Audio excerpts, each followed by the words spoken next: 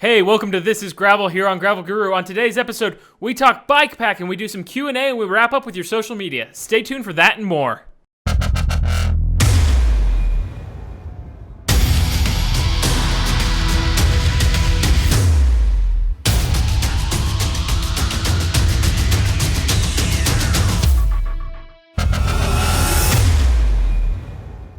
Hey, welcome to episode 506 of This is Gravel here on Gravel Guru. Today, not joining me in the studio, but online, we've got Neil and we've got Carolyn.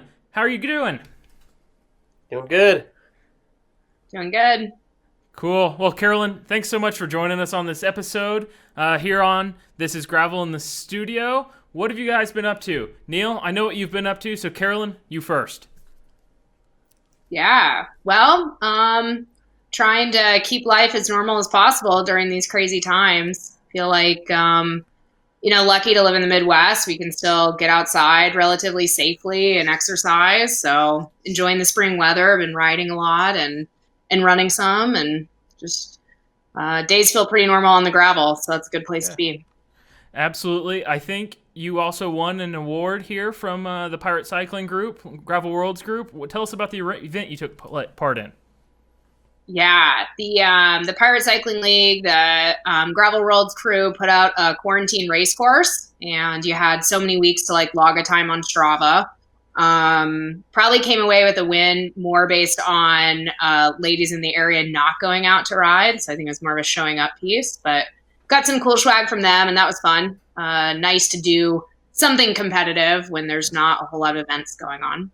Yeah. So you're obviously in the Lincoln community. What are the roads like this time of year? I know we always see Lincoln August. It's usually hot. The corn is tall. Can't see around it. So what is it like riding up in Lincoln this time of year, not when a major event's taking place?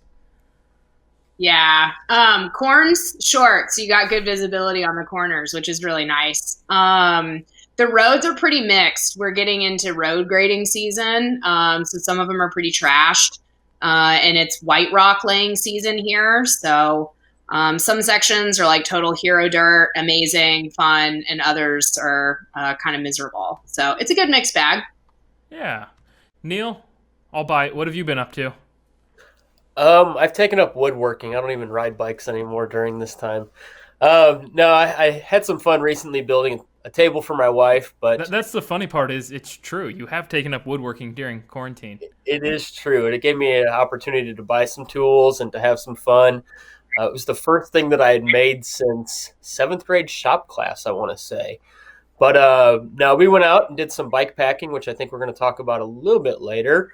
And also just trying to stay on the bike at least a little bit. We had some pretty rough weather to start off May, so wasn't able to get out, and that's what our Mays are like. I mean, if you remember back last year, before Dirty Kansas, everybody was worried about the weather here because we were getting rain and the rivers were flooding over.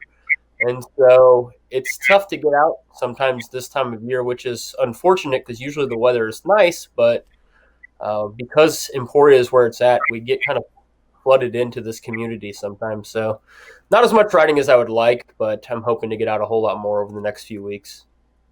Yeah, I've pretty much been riding what you've rode. We've been riding a fair amount together in a safe way, but starting to loosen restrictions. And Carolyn's right. I think we are blessed to live here in the Midwest, where we do have a little more flexibility to get out in smaller numbers. It's just easier for us and maybe our sport here of gravel cycling to socially distant. But I haven't been on a ride with more than one or two other people this entire time. Look forward to hopefully later this summer getting back into some group rides. Just fun hearing everybody's stories. Imagine the stories we're going to hear when the groups get back together from this time of year, just not riding together through what we know as kind of event season leading up to it. But you and I went bikepacking this weekend. You talked about kind of some of the flooding here. It seems like we've been coming in spurts of just that rain, where we get 2 awesome weeks of great weather, which typically involves everything drying out and then everything getting graded. So you get 1 week of non-graded, week of graded, and then it rains again. And we just kind of repeat that cycle over and over again. So bikepacking, that even influenced our kind of route there. We took way more pavement than I think we would have ever taken any other time. So can kind of give us a little tease about what people might see from our bikepacking trip. Yeah, I mean, we had a good time. We went up to a local lake here, and like you said, we had to take a whole lot more pavement, so I'm sure you'll see maybe some of that in the video. But it was a new experience because you and me have actually never been on a bike packing trip before, which I couldn't believe until we were riding and talking about it. Because you've been on a lot with the bike shop, I've been on a lot with the bike shop, but we've never been able to go out on one together. So it was good to get out there and to experience that. And honestly, it was just, we got a day that was beautiful weather and had a great time. And I'm looking forward to seeing the fully edited video because it's always fun to kind of relive those things through the short little 5 to 8 minute video. Not even joking. I'm looking forward to seeing the finished video too. Keep going on it, Matt. Anyways, I'm about halfway through editing that, but you're right. I think it's crazy how many thousands of miles we've rode together through the years, and I think that is probably in the thousands of miles, but we've never bike packed together. So it was. I guess there was Cannonball last year. I mean, if you want to be technical, we sort of tried to do that. That's opening a wound. So, anyways, I took a whole lot of camping gear on a trip in September and never used any of it. Anyways, let's take a quick look at this little highlight reel, and we'll be back.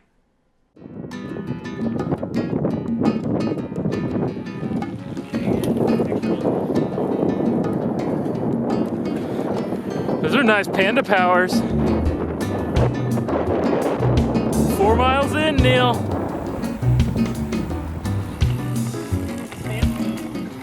I don't know what it is about every time Matt and I go bikepacking, but the wind wants to knock us off our bikes. Gotta love Kansas. Just about ready to put it in the bag.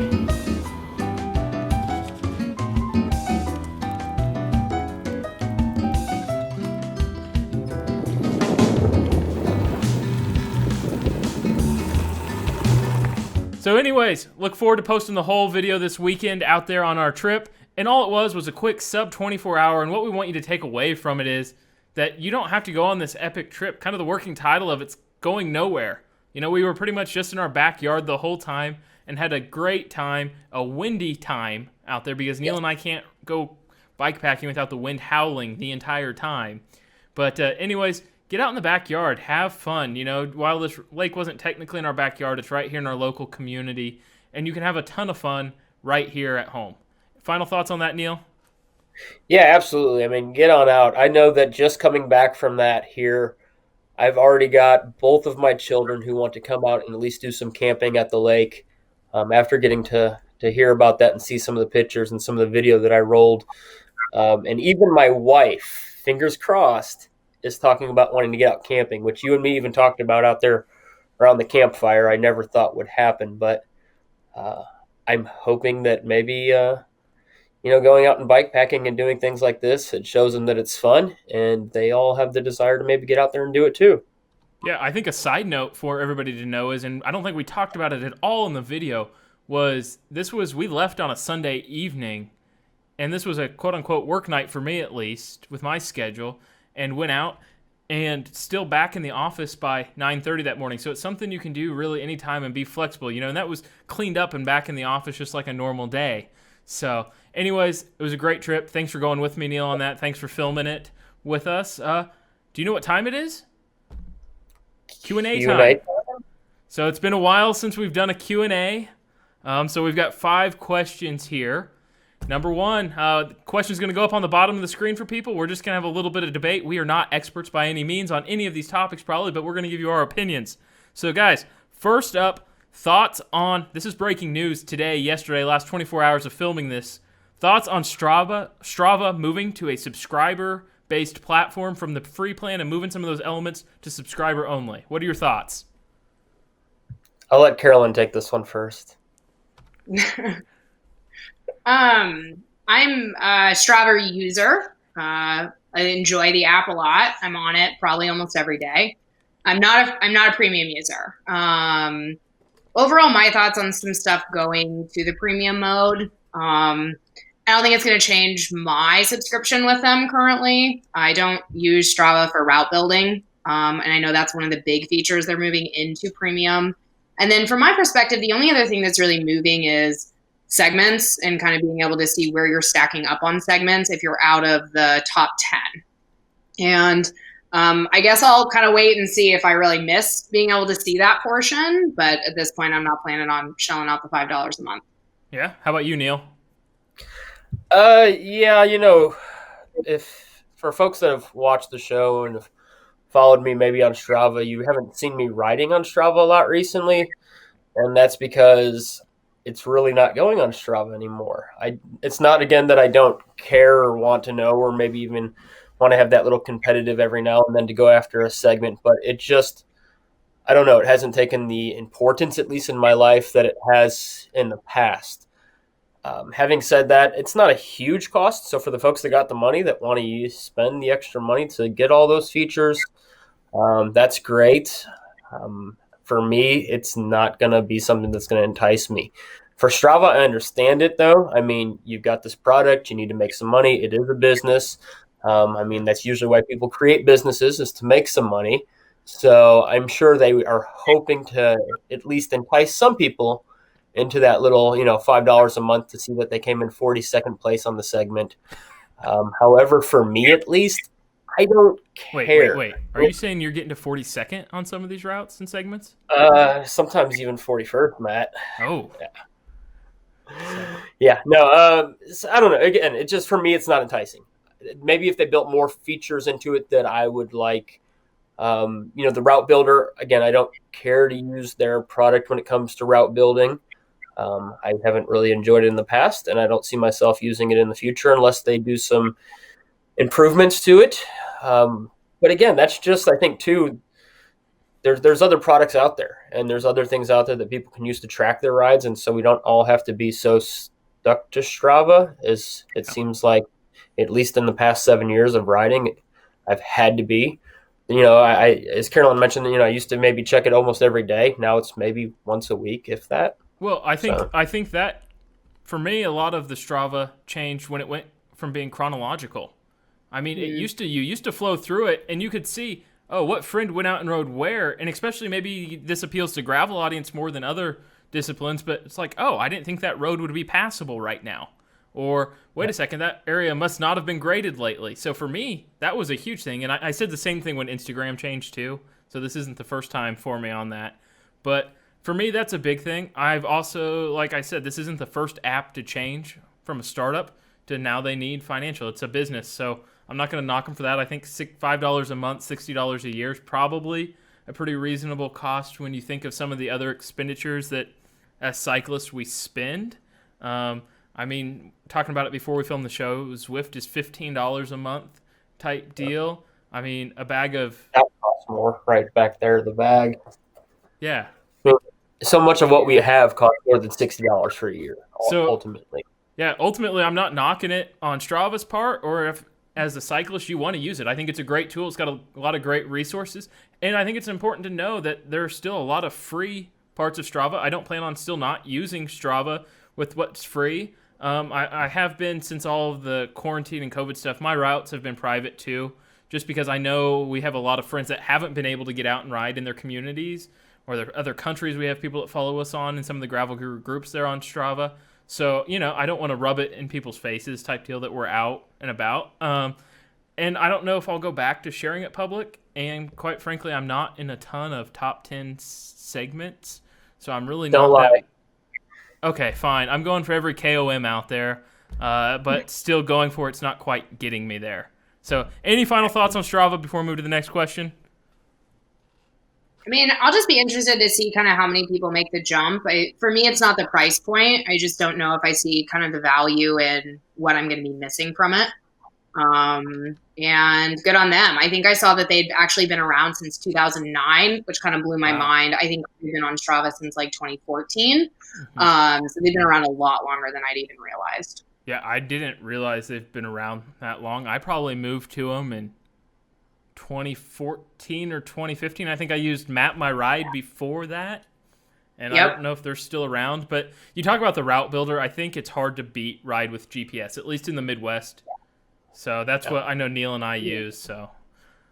Yep, and I pay for a subscription to them, and I've found it totally worth it. Yeah, I absolutely love Ride with GPS. Love Strava too. Don't plan on not using it in the future. So moving on, question number 2. popular question coming in, a lot of questions around it. What is your 2020 race calendar, and what does it look like now? Neil, you first. Right now it's pretty empty, which is unfortunate because it started this year quite full. I've had to either defer some entries or just not race at all. For instance, like Mid South, I just chose not to race that. Belgium Waffle, that got deferred to 2021. Right now, Dirty Kansas, hopefully happening in September. The Rage Against the Chainring races are supposed to be popping up again in late July and early August, but so much of my calendar that was there has pretty much vanished.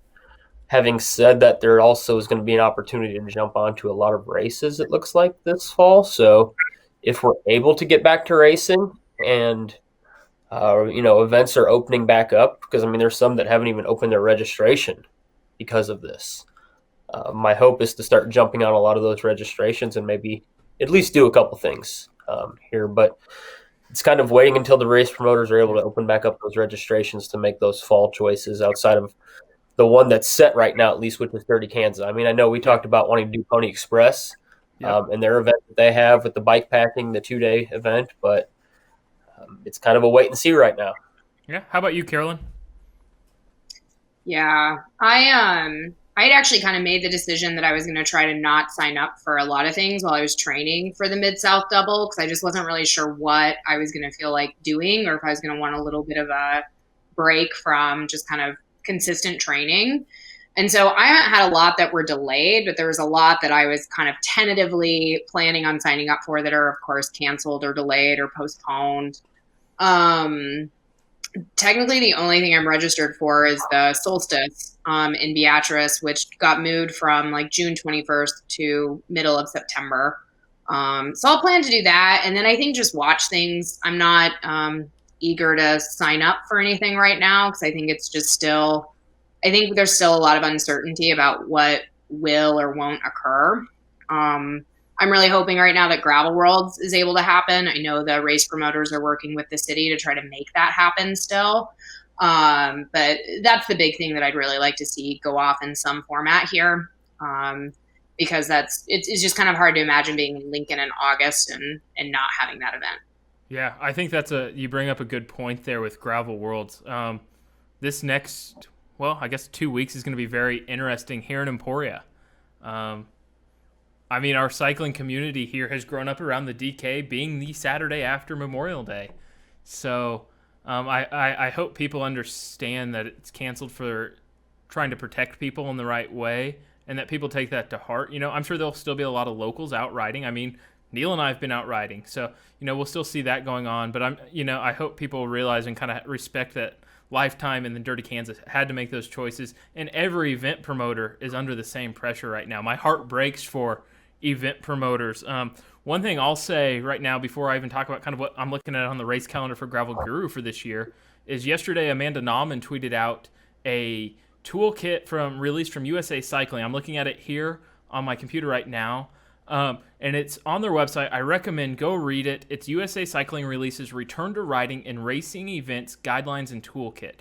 Whether you're involved in USA Cycling or not, or you're an event promoter or not, I recommend you download this toolkit and see what these organizations are saying race promoters and athletes need to do to take part in these events and these kind of the guidelines going forward. I mean, there's a certain part where, they might be a little too careful on some things, but I think what they're trying to do is show the communities that they're taking the precautions to get us out racing as quick as we can, but show we're going to do it safely. I mean, it's no different watching any of the sports that have started to return on TV, like NASCAR this weekend. I mean, it was the first sport back, really, and, no one's in the stands. It's just one of those things that it's going to change some things here for a while. But back on the topic of what does the race calendar look like for me this year, the fall is going to be jam-packed. Every weekend there's going to be stuff going on, hopefully. Hopefully this clears and we're out racing bikes and riding bikes in the fall. But I also know that there's a lot of other events that happen in the fall. As gravel cyclists, we kind of block off the spring there for your heavy hitter events, starting with Mid-South, kind of finale leading into the summer almost is Dirty Kansas, because June and July there wasn't a ton of events, in the Midwest at least, for it. But then I know a lot of people that have kids, high school sports that start up in the fall. School in itself starts up in the fall. So just seeing what that looks like when you're competing with other community events. Maybe you've got college football, you've got some of those things as far as you keep backing up. But, like I said, my heart breaks for everybody that's been training for these events and all of the race promoters. These haven't been easy decisions for them to make, and they're making them for the best of all of us. So that's kind of my thoughts on the 2020 race calendar. You mentioned the fall calendar. I mean, that weekend alone, if we're able to do Dirty Kansas here in town, I don't think people are going to realize just how crazy that's going to be because one, college is back in session, which it never is at Dirty Kansas, but we have a huge thing called the Great American Market, which is downtown. There will be a home ESU football game going on. There is a home high school, I know, cross-country meet because a lot of my kids that ride with the cycling group are part of the cross-country team. And so there's just so much on that calendar that, folks have to start choosing which one am I going to do? Am I going to ride bikes? Am I going to go to the home football game? Am I going to go to the market? Am I, got a kid that rides bikes but also is running cross country? And so fall presents a lot of difficulty, definitely. And people are going to have to make choices across probably not just even one thing, but maybe 3 or 4 different things of what am I going to do each given weekend? Is it going to be a bike or is it going to be a different event that just is taking a priority either in their life or their family's lives? That reminds me of a good point when you talk about like the high schoolers being involved and some younger people being involved and having to make decisions with the fall. I know I said it on, I think it was the Dirty Kansas episode where we announced it was being moved to September. But my big takeaway there is I think as racers, we always want to go for the ultra long distance. If we're coming to DK, we want to do the DK 200. If we're going to Gravel Worlds, we want to do the 150 miles.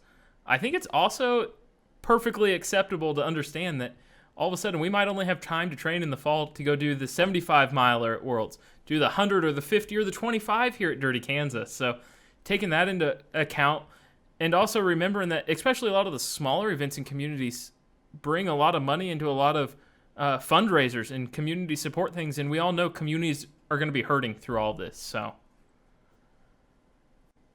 anyways, that's my takeaway there on 2020 race calendar. I think we've just got to see how it shakes out when schedules start coming out. Question number 3, how has training changed for you due to all of these calendar changes? I guess for me, I wasn't really registered for much after the Growler, and that was a last-minute decision anyways. I'm glad we got out in February for that. But I'll tell you, work has taken over a little bit this spring for me, so my training is down. I'm not where I usually am in the spring physically, but I'm also focusing on having a lot more fun on the bike this year. It's perfectly acceptable in my training mindset right now that where we might be kind of socially isolated at times, all of a sudden, Neil, if we go out on a ride, I have no problem with you and I going out for 15 miles, not putting down a crazy pace, and just having a good conversation. Same thing with bikepacking. That's where my mindset is right now this year with bikes, is it's going to be a release and an escape to have some fun. What do you think, Carolyn? Yeah, I couldn't agree more. I feel like, really when kind of all quarantine happened, I was supposed to be in recovery mode from Mid-South. So I took some time to recover. And I actually think just having things shut down really gave me plenty of time to do that and not feel like I needed to rush back into logging a bunch of miles or doing workouts really quickly. And when I started riding and running again after, I really I've kind of been operating on this idea of what sounds good today, and if I want to go out and hammer, if I want to go really long, I do that. But there's a lot of days where I might just want to cruise around town or do something a little shorter. And I've really enjoyed kind of just that freedom and relaxation. I think that a lot of us can get a little type A with training at times and get a little rigid in our routines. And there's a time and place for that. But I think right now when we're all just kind of under some unusual stress, it's been really nice to just let bikes and cycling kind of be that release in whatever way feels right for that day. Now, when you train, Carolyn, are you one that do you hit like the same route every single time, or are you one that just goes and wanders? I'm kind of a mix. I like a wander ride. I like just going out, like no route, just kind of wind around. I mean, Nebraska, around Lincoln's kind of a grid, so I know a lot of the directions. So I've actually been trying to get on new roads, like what's a road I haven't been on, and doing some exploration there. When I'm training, I'm more looking for, do I want to do a lot of elevation? Because depending what direction you go out of Lincoln, definitely indicates how much climbing you're going to do. So I'll do that, but I like to switch it up with routes. I get so bored running the same routes over and over. That's kind of like the opposite of me, right, Neil? Definitely the opposite of you, Matt. Yeah. What does your training plan look like? Um, I've used the bike more or less since coming back from Oklahoma in March as therapy. Now, having said that, it's been a very heavy dose of therapy. I've ridden my bike, as I think I mentioned in our last show, more this year than I've ever ridden in this year up to this point, at least of the year.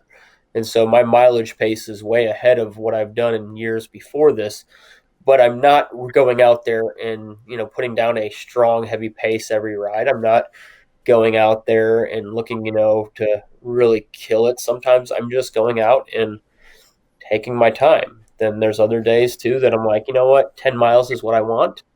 And then, a few weeks or so ago, I went and did a century. But the century, I'll be honest with you, was probably one of the most therapeutic things that I've done during the past, 9-10 weeks that we've been in this. So my You were training is surprisingly in really good spirits and energy at mile 90 of that century too, if I remember right. yeah. So about mile 78, I wasn't in good spirits.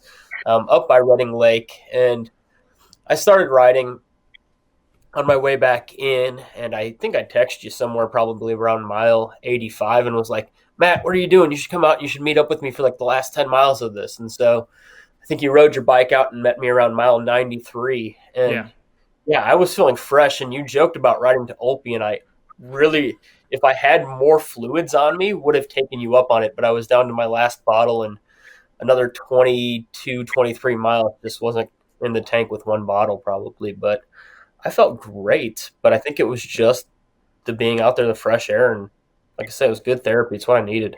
Well, and you talk about the therapy. I remember that night was a night I very much did not want to get out and ride. It's one of those nights you get home from work and you're like, I'm going to ride tonight. And then you sit down, then you eat some dinner, and you're like, I'm still going to ride tonight.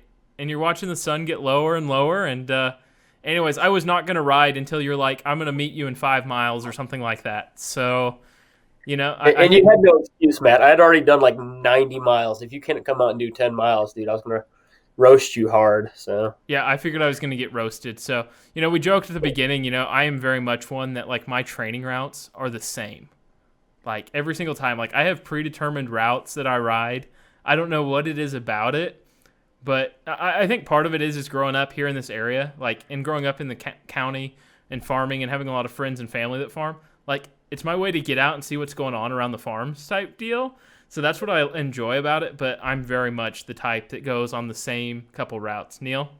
I would say on that point, I think part of my training plan is getting you out on routes that have dogs on them, or on routes that you definitely have never been on before, because I think probably half of our rides that we've had together during the past few weeks I've had more dogs in the last 2 weeks with you than all of last year. Got to get you learning to start sprinting those farm dogs, Matt. Yeah. Anyways, any final thoughts? Yep. You can't get the Strava seconds if you don't know how to sprint from a farm dog. Just saying. Oh, that is true. Carolyn? That's like the only benefit of being on like a route you know really well is you probably know where the dogs are and they don't like totally surprise you anymore. You can be prepared. There's times on these routes I know where every chuck hole is too. So, getting out there, but absolutely love it. I know training plans are changing for everybody. So moving on to question 4, and this is a really good question that Carolyn sent in to us. And if you've talked to your local bike shop, if you've been on social media or any cycling media, you've seen this happen. What are the best ways to support friends getting into bikes? I think the isolation has made a lot of people get out and try bikes, or remembering they had a bike hanging in the garage type deal that they're trying to get put together, clean back up, maybe trying to figure out how they air up the tires, just some simple things. So Carolyn, what are the best ways to support your friends getting into bikes right now?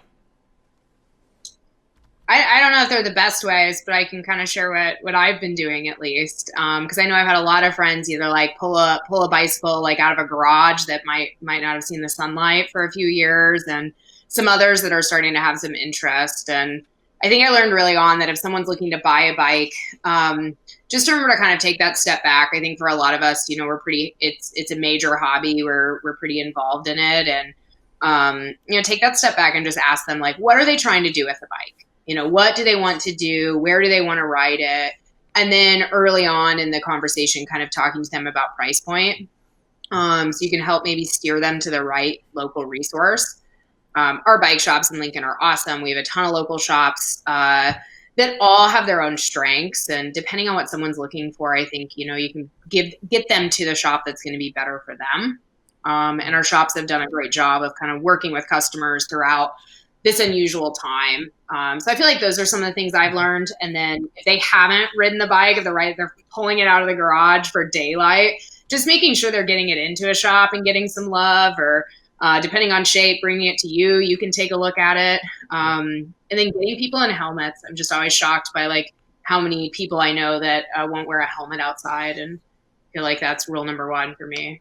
Yeah, absolutely. I am like hardcore. You ride a bike, you wear a helmet. And I don't know if that's because we've all been to events and seen how it can save your life type deal. We've all seen wrecks happen.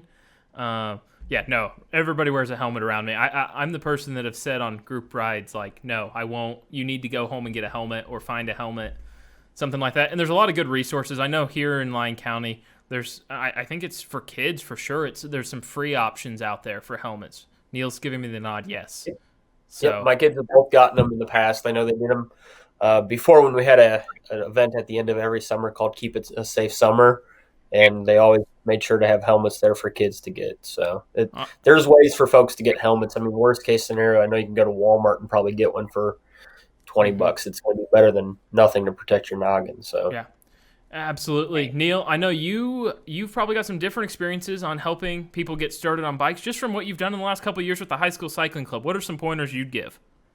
Yeah, I mean, with the high school cycling club, the one thing I tell them is get the bike that's the right size for you, first of all. A lot of times they jump online and they start looking for a bike, and it's like, all right, this one's the cheapest, or, this one fits what I'm thinking I want. And I'm like, fit. That's my first thing that I stress to a lot of them is make sure you are buying the right size bike. I've had kids go in that are like 5'2", and somebody's trying to sell them a large size bike for somebody that's 6 feet tall. And I'm like, you don't need to be on that bike. And so even for somebody that's going to, a big box store, if they're doing that to get their bikes, I would say make sure you're getting a bike that fits, that feels comfortable, that's not the wrong size for you. Second, don't feel like you have to go out. That's the problem. I think a lot of the folks that have sat back and not jumped on the bike yet and start watching, those of us that are riding some more, and we maybe inspire them to ride a little bit more. They don't need to try to go out day one and do even a 20 or a 30-mile ride. Get out there and go and ride 5 miles. 5 miles is a huge accomplishment. Back in 2010, 2011, I tried to ride my bike to work when I lived in Ottawa, Kansas. It was a 2-mile ride from my house to where I worked at that church, and it about killed me. 2 miles. And here I've done, Dirty Kansas a bunch, but it was, it's training. It's getting yourself there. So don't feel like that first day out, you got to go out and do way more than what you're ready for. Get out and ride around the block. Ride, to I don't know, work or something if it's relatively close. But don't hurt yourself to make it a miserable experience so that you don't want to jump back on. Jump on them and enjoy those 2 miles. Enjoy yourself after those 2 miles because you haven't killed yourself, and then get back and keep moving forward. Yeah, a couple things that come to mind for me on this one is, first off, don't pass judgment. Now's not the time to be talking about, oh, I'm on a X $1,000 Salsa. I'm on a Carbon Loft. The more people we get on the bike, the better of a cycling community will be. And just think about it. Even if they're only going to ride maybe to the park with their kids, one, they're getting out, they're getting healthy, they're exercising. One, then as a driver, they're going to know what it's like to get passed by somebody on a bike, and that type of deal. When they're in a car, maybe they're going to think about it twice. I'm going to give this person a little bit more room. I'm not in that big of a hurry to get where I'm going that I have to, pass these cyclists that close. So that's a huge thing for me. Another is the clothing really doesn't matter. I mean, it's one of those times that you don't have to be fully kitted out, have the clip-in shoes, those type of things to get out cycling. As cyclists, the three of us, we all know there's definitely things those help with on the longer rides and advantages to it as you get going. But even for the longest time when I got started, there's photos on the Gravel Guru page back when we did our first Lunar Kanza. I rode Converse shoes. I had cycling shorts because you find out very quickly that padding on the seat helps a lot. And then I always just wore like the cheap like athletic pullover shirts from like Walmart or Target or something, But for the longest time, even when we started the show, that's what I was wearing. That's what I was comfortable with on the bike. Now, it's moved to jerseys and bibs and all that, but you find the benefits of it. So, one, don't pass judgment. The clothing really doesn't matter. Be comfortable on the bike. Clothing-wise, I will say, wear bright colors, things that you're going to get seen, especially if you're riding in the evening or early morning hours. One, take safety into your own hands, along with the helmet type deal. Make sure you're safe. Try to get a light. Even if you can't afford some of the nicer ones at the bike shops, I will say online there are cheap lights to get. Have a light on. It's that important to be seen. And even if your headlight doesn't look that bright to you maybe at night, understand the car coming at you will be able to see you with it that much better. And then I think the final comment for me is what's been amazing is just some of my old bikes. My dad got down and my mom and my dad are riding. Neil knows them. And the night that they called me and they said, hey, we went out and did 7 miles tonight. I'm like, you have more miles than me this week. So getting out and seeing that, and, you talk about the first rides and the big rides. I remember last year I took my mom on her first gravel ride, and that was what we call around the Emporia area, the Holy Rollers, Bird Bridge area, 15 miles out around, and that's out around our farm area type deal. And that was a tough, challenging ride for her, but she was so impressed that she could make it 15 miles.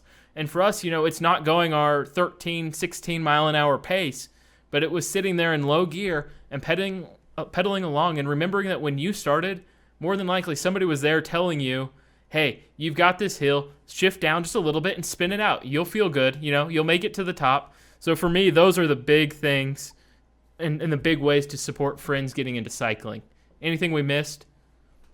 One thing on Instagram too, that's a place I've seen a lot of it. Anytime somebody is posting bike photos, but I don't know them from cycling, I know them from another aspect of life, whether it be church or whether it be growing up in Chicago or college.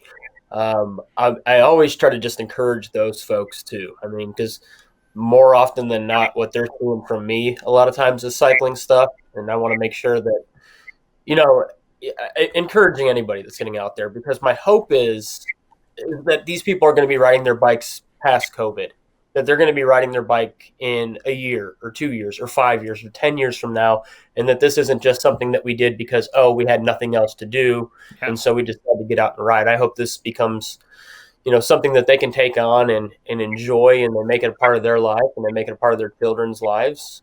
Because again, just myself, I know how wonderful it is to be on two wheels, not just for the fitness physically, but mentally as well. Yeah. I guess the one other thing I will add to it is, as you're doing this, and regulations and communities starting to open up a little bit more, allowing you to ride, allowing you to go over to somebody's garage and help them with their bike, make sure you support your local bike shops. They've been going through all of this too. I know it's been hard on them not seeing everybody's face come in. I've been really trying to – I've actually put a lot of equipment between new cassettes and chains on my bike lately.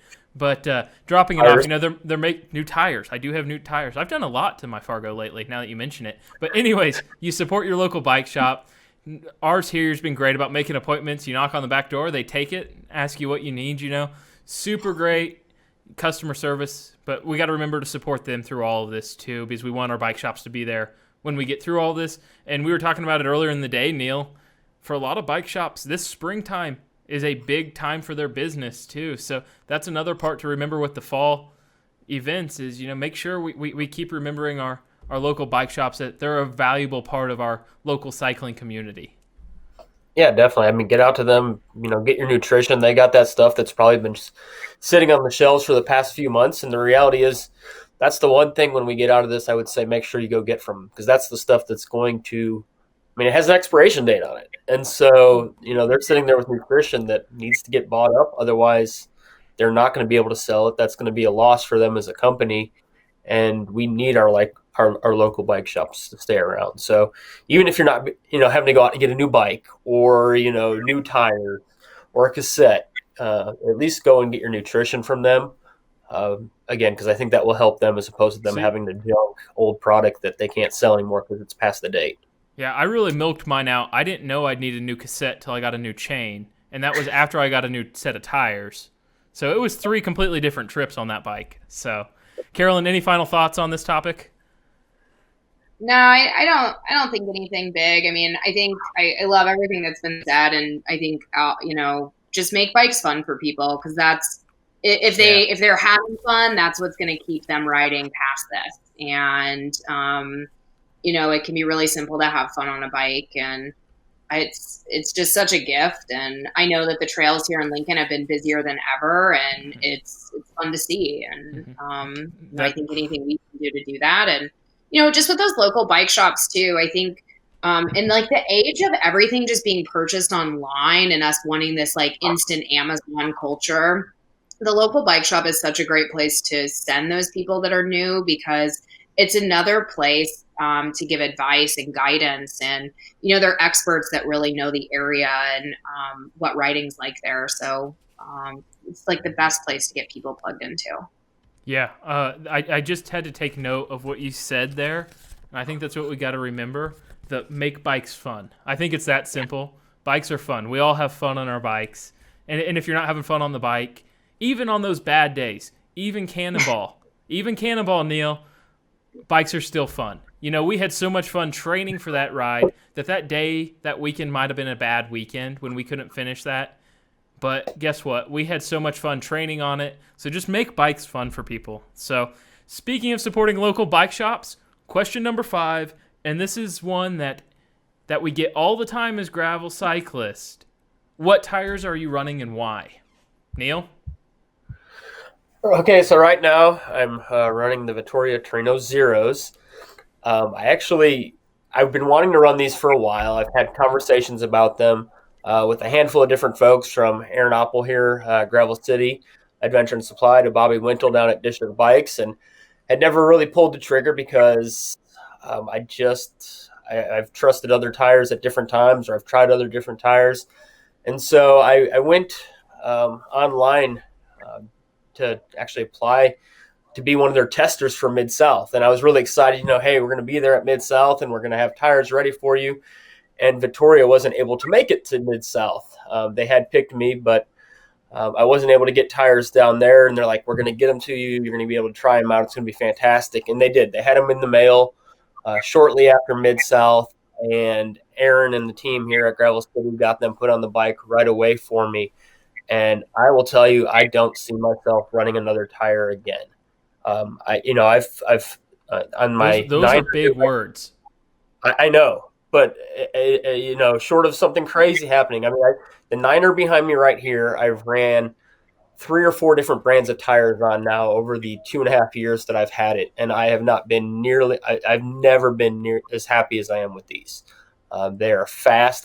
I'm surprised because, as you know, Matt, you having ridden with me, I mean, they're slick. I mean, the Torino Zero is just that. There is zero, ridge or grip or, anything right there in the center. They have some knobbies on the side for cornering, but it really resembles a road tire a whole lot more than a lot of gravel tires. But here I am riding it in the Flint Hills, riding through some really rough, rocky, rugged sections, taking some, pretty big descents. I've taken some descents on them in, over 35, almost 40 miles an hour, downhill, big rocks. Yes, sir. Absolutely. You need to go on that ride with me. There were 60 miles that I went south over by Madison. Yeah. I got to go down hills, and yes, I will send you the Strava file afterward since it's private. But yeah, no, some 35 to 38 mile an hour descents. I think were my high numbers going downhill, and rocks just bouncing off of them. And here I'm like, okay, you know what? Maybe this is where the puncture will happen, or this is where the problem will happen. And I think I'm close to 800, 900 miles into these so far, and have had zero issues, not a one. And that has really surprised me. Neil? And yes. Is there any wood around you? You should really Oh, knock I'm on it. on a wooden floor. 800-900 miles without a puncture or flat, and you say that on TV? Oof. And I'm saying that, yeah, in the Flint Hills though too. I mean, let's put it this way: I'm taking it through what I believe is really the most rugged gravel.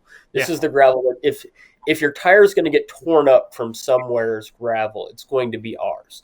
Here in the Flint Hills. No offense to what's up there in Lincoln, it's awesome, but it's not going to, I think, shred a tire like the Flint Hills. Nothing against what's down there in Oklahoma or in California or other places, but if I'm going to shred my tires, I'm going to do it on the Dirty Kansas course versus anywhere else. And since they got put on mid-March, I've put, say, almost 1,000 miles on them now and have had zero issues. So. Yeah. Fair enough. Glad to hear about it. So those were what were they again? Victoria Torino Zeros is what I'm running right now. The Victoria Like Torino Zeros. Love them. Carolyn? I just want to say, Neil, that I entered that same contest to test ride those tires at the Mid-South. They did not pick me. So maybe you're riding the tires I could have been riding. Sorry. No. So rude, right? Maybe I'd be like in the same category, but I think like Matt, you pointed out. Well, Matt, you and Neil both like pointed out kind of a good point that I think the gravel around Lincoln's pretty different than what you guys are dealing with in Emporia. It's pretty smooth. Like most of it's what I think we refer to as like pea gravel. It is like chunky white rock season, so if you're gonna slash a tire, it's probably going to be in that stuff here, but. I don't think we see a lot of that. I run Panaracer Gravel Kings, super popular tire, and they roll really well around here. I kind of oscillate between 35s and 38s usually, and they're fast and they're easy, and they keep people kind of from drafting off of you, at least when they're new, because they really fling stuff. We kind of joke that they're gravel flings because that back tire will really spit up some of that pea gravel into someone's face behind you. So that back tire will fling everything, not just pea gravel. That'll fling gravel everywhere. From riding with Neil, because didn't you have Gravel Kings before too? Yeah, no, I mean when this bike was originally built up, that's what I had on there was Gravel Kings. Yeah, no, they throw everything. But they're a solid tire. They're a solid tire, and I feel like they hold up really well too. They last really long. I think my last pair I had on my bike for almost 7 months of pretty heavy riding, and they were holding up really well. So I think the durability of Forum's good, and they've got some pretty funky colors. So if you want to get flashy with what color you're putting on your tires, I've seen some people kind of give their bikes a cool accent with their bright colors. Do you have bright colored tires? No, okay. Matte black. Okay, fair enough. Yeah, absolutely. Gravel Kings have been around for quite a while in the gravel scene, and I mean really a staple of the gravel grinding community. So good to hear about those. Neil, you want to ask me about what tires I'm running? Yeah, Matt, what tires are you running right now? Well, I have moved both bikes to Vittoria. You've got the Loft here in the studio, and I'm actually running Torino Zeros as well on that because Neil said so many nice things about it. But to be clear, I got my Torino Zeros, and I've rode it from the bike shop to the studio, which is like 1,200 feet. And it's been here since because I need to get helicopter tape put on the Loft so I can start crushing with it. Then the next week I went in and had to get new tires for the Salsa Fargo. I was running Maxxis Pace on them. Anybody that's been around Maxxis Pace for a while knows they've had some issues the last couple of years with delaminating. Long story short, I've had 3 sets of warranted Maxxis Pace because they've delaminated. I was on a ride with Neil one night, and it blistered up on the ride. I mean, a big blister on the front tire, and you could hear it growing until it exploded about 5 miles south of town. and then it was an all-out sprint to get home. I will say, with Maxxis, those paces roll super fast. They're a super comfy tire, but just something in the manufacturing process goes wrong 9 months to a year after having them. I know a lot of people will wear them out in that amount of time, but I can't figure out the rhyme or reason about why or when they fail, and that made me very uncomfortable, being someone that might travel a little bit more with my bike, that I don't want to get to an event and have that trouble. But what I have heard is amazing things about the Vittoria Mezcals. They're a 2.1 tire. I've had them on for about 100 miles now on the Fargo. Absolutely love it. They seem to roll just as fast and honestly probably help a little bit with my cornering. They're a little more aggressive where the pace kind of wanted to wash out on corners. So really loving that. I know the tire conversation's always a big thing. And again, I guess I end this one with talk to your local bike shops. They know what's popular in your area. They know what holds up. So talk to your friends, talk to them. Any final tire or Q&A thoughts, guys? That's all I got. Yeah, so ride whatever holds air and keeps you moving down the road. So one thing we like to do here, and we've got more of with regulations starting to open up a little bit, is our social media time. So let's take a look at the photos submitted over the last couple weeks. So first up, we've got this photo from Steve Fuller out at the Bush Memorial Conservation Area near Weldon Springs, Missouri.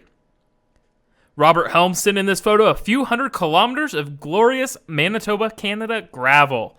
Awesome shot, Robert. Jay Hawkins was out riding near Nickerson, Kansas. Andy Phillips was exploring this minimum maintenance road near Dover. Bruno sent in this photo riding in Portugal. Awesome shot, Bruno.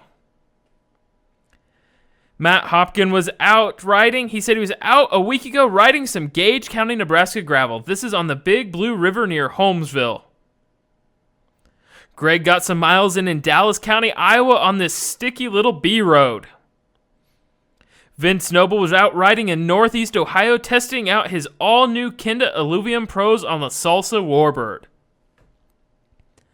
Tiffany Burris sent in this photo riding all over Platte County, Missouri, searching for all of the hills. Awesome job, Tiffany. Randall Root sent in this photo you'll recognize from some of the early years of Gravel Worlds riding in Malcolm, Nebraska.